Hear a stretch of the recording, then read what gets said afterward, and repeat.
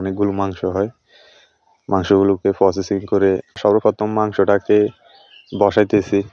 যদিও মাটির চুলা রান্না অনেক বেশি সুস্বাদু। আসসালামু আলাইকুম। দীর্ঘদিন পর আমরা সবাই ঈদের ছুটিতে বাড়িতে আসার পর একসাথে হয়েছিলাম, আমাদের ছোট ভাইরা এবং কি সমবয়সী বন্ধুরা সবাই মিলে। তো আজকে আমরা হঠাৎ প্ল্যান করলাম যে সবার ঘরে তো গরুর মাংস আছেই, তো আমরা একটা খিচুড়ির আয়োজন করি। তো যেই বাবা সেই কাজ। এই যে তেল খুলতেছে ও আমাদের বাবুসি, ও ভালো রান্না করতে পারে। তো সর্বপ্রথম আমরা মাংস এনে সবার ঘর থেকে অনেকগুলো মাংস হয়, মাংসগুলোকে প্রসেসিং করে সবেমাত্র চুলায় বসাইতেছি। তো আমাদের এই কাজগুলোতে অনেক হেল্প করছে আমাদের ছোট ভাইরা, তারা অনেক সাহায্য সহযোগিতা করছে, বিভিন্ন সব কিছু তারাই অ্যারেঞ্জ করছে।